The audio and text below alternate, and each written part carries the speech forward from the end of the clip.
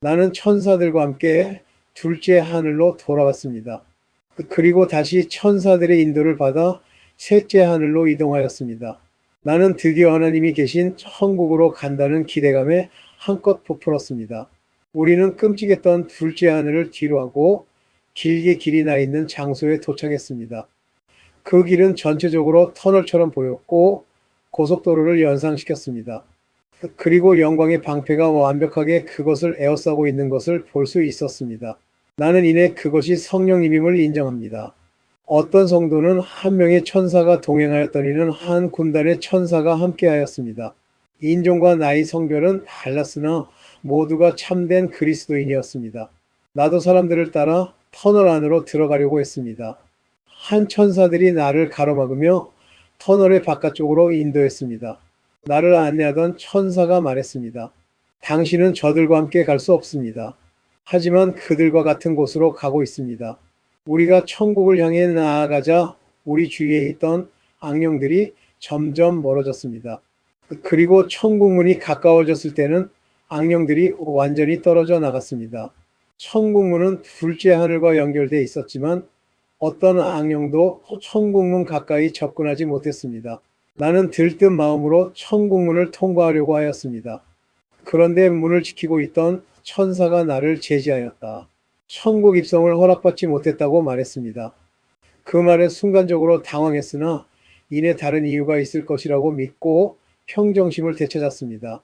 나는 천국문 옆에 서서 불러온 눈길로 다른 성도들이 지나가는 것을 쳐다봤습니다. 그리고 그때 성령님이 내게 충격적인 사실을 알려주셨습니다. 나와 같은 시간대에 죽은 사람이 2,000명이었는데 그중 2.5% 10명만이 천국문 들어갔던 것입니다. 그럼 나머지 1950명은 어디로 갔단 말입니까? 나는 이것이 이번에만 해당하는 것인지 아니면 전 세계적으로 보편화된 현상인지 의구심이 들었습니다. 만약 후자의 경우라면 세상 인구 중에 97.5% 하나님을 만날 준비가 되어 있지 않다는 뜻이었습니다. 참으로 놀랍고 두려운 일이 아닐 수 없었습니다. 교회에 다니는 대부분의 사람이 마음의 고백자가 아닌 입술만의 고백자인 시대를 살고 있었던 것입니다. 애석하게도 대다수 사람이 복음을 버렸음. 정작 본인은 그 사실을 모르고 있었습니다. 오늘날 세계 인구의 97.5% 권적 의지로 사탄의 거짓말을 선택하고 하나님이 없는 삶을 살고 있었던 것입니다. 그들은 사실이 아닌 것을 믿도록 미혹당했고 스스로 복음을 거부함으로 사탄에게 우롱당하였습니다. 심판 때에 많은 사람이 하나님의 보좌 앞에서 예수님을 아는 척하며 부르짖을 것입니다. 주여 우리가 주의 이름으로 예언하지 않았습니까? 주의 이름으로 귀신을 내쫓지 않았습니까? 당신의 이름으로 놀라운 사역을 하지 않았습니까? 하지만 주님은 그들을 부인할 뿐 아니라 불법을 행한 자들이라면 멀리하실 것입니다. 드디어 나의 차례가 되어 주님께 나의 사정을 고할 수 있었습니다. 그러나 천국문 안으로 들어갈 수는 없었습니다. 나는 문 밖에서 하나님께 부르짖었습니다. 안을 볼 수는 없었지만 문틈으로 흘러나오는 기쁨과 평안만을 나는 큰 만족감을 느낄 수 있었습니다.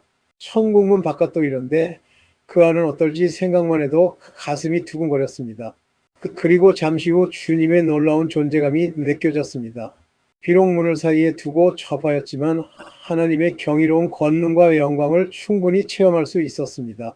주님의 실체적 인격을 만나고 제일 먼저 느낀 감정은 두려움과 죄책감이 순간적으로 지난 일들이 뇌리를 스치고 지나갔습니다. 중요한 일을 결정할 때마다 주님을 배제한 것과 그로 인한 죄책감 때문에 주님이 성가시게 느껴졌던 순간들이 말입니다.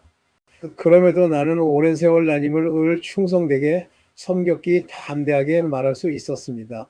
나는 내가 얼마나 주님을 사랑하고 경배했는지 또 그분을 위해 어떤 희생을 했는지 상기시켜 드렸습니다. 그러나 내 말이 끝나자마자 진노하신 하나님의 음성이 들려왔습니다. 그때 내가 들었던 음성은 나를 속이려고 했던 사탄의 달콤한 음성과 같지 않았습니다.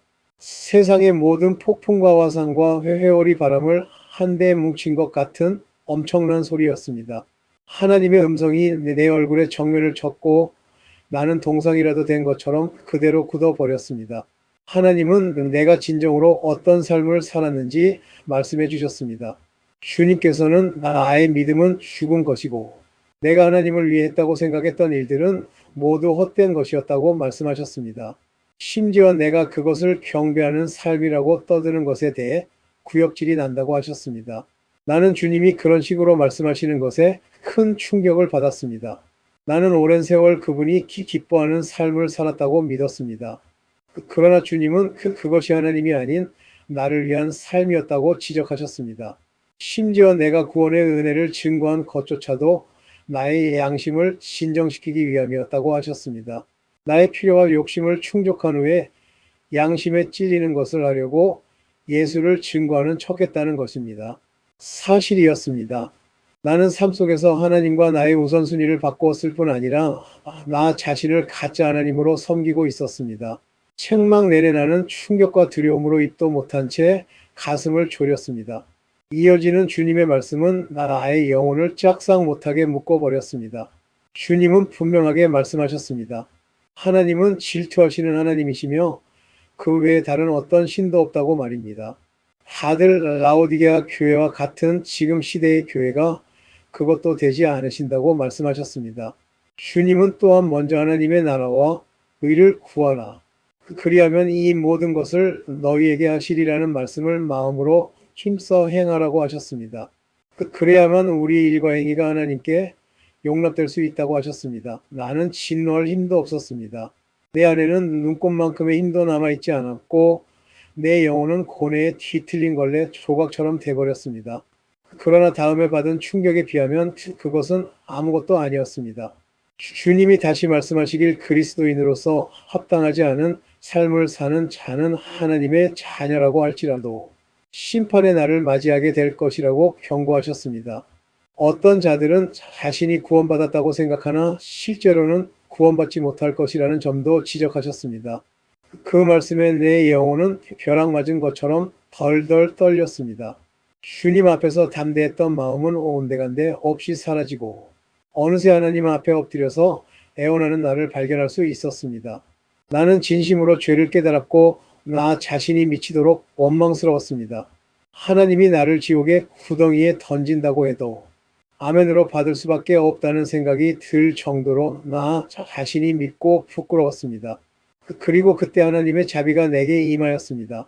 나의 눈에서 쥐늘이 벗겨지고 내 영혼은 찬란한 빛으로 둘러싸인 그 순간에 주님이 나를 얼마나 사랑하시는지 알 수 있었습니다.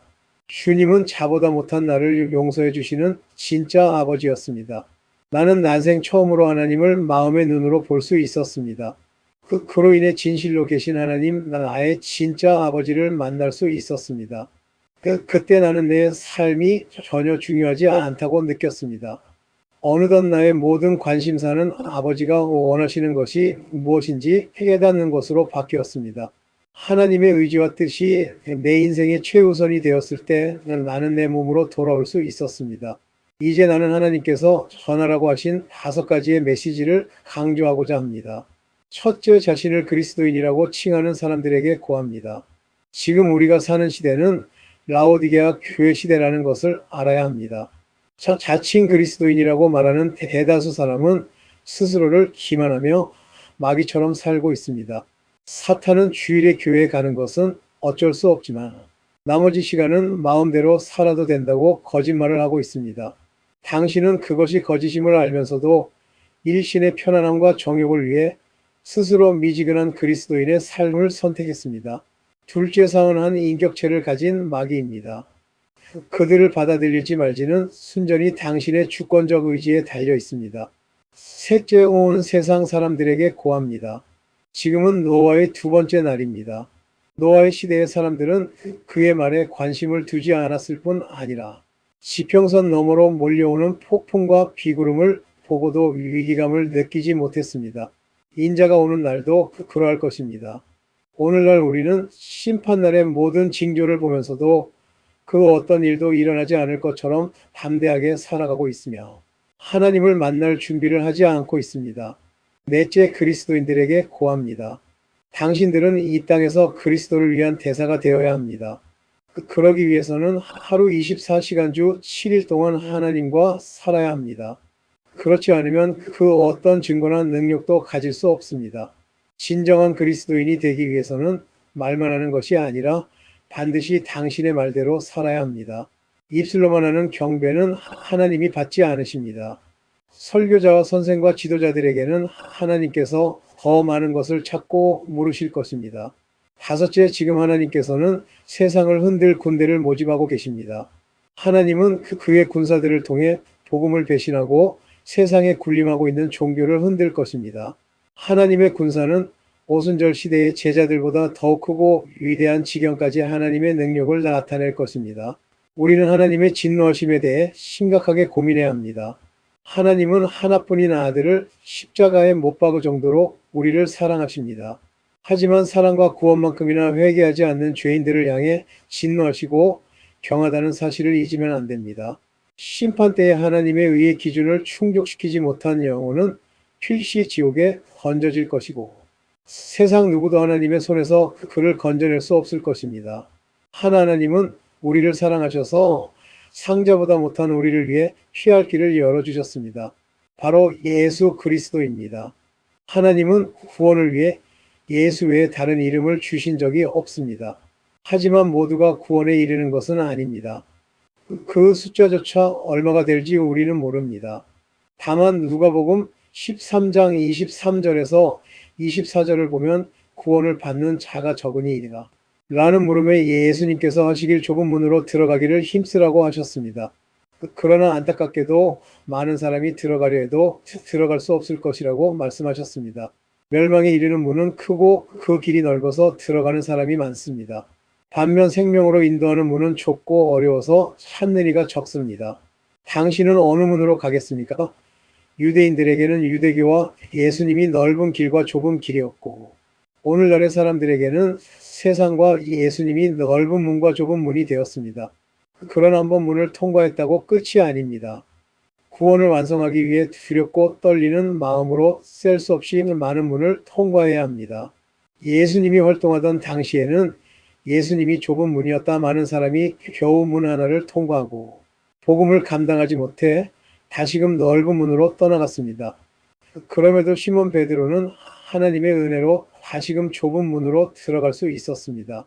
오늘날 우리가 예수를 선택했다고 끝이 아니고 신앙생활을 통해 구원에 이르는 좁은 문으로 계속 들어가야 합니다. 교회 안에는 진심으로 하나님을 믿고 그의 말씀에 순종하는 성도들이 있는가 하면 자신의 직분과 이름을 앞세워 종교의 맹세를 하는 사람들이 있습니다. 평일에는 세상 사람들처럼 살다가 주일에만 교회에 나와 귀로 설교를 즐기고 입으로만 주여 주여 외치는 것은 구원과 전혀 상관없는 넓은 문에 불과합니다.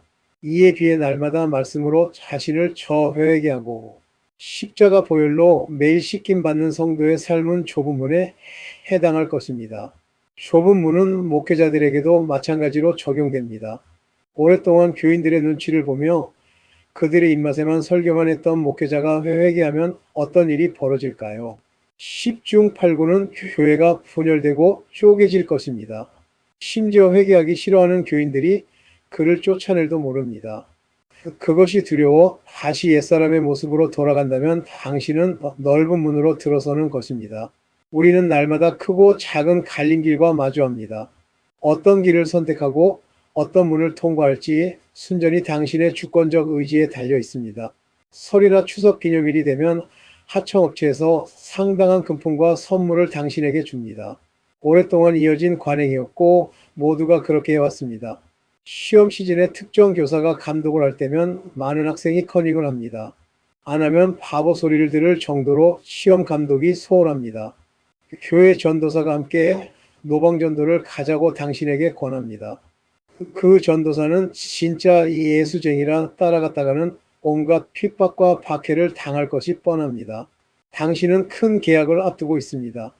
그러나 계약에는 한 가지 큰 결점이 있습니다. 그것을 숨긴다면 당신은 많은 리베이트를 받을 수 있습니다.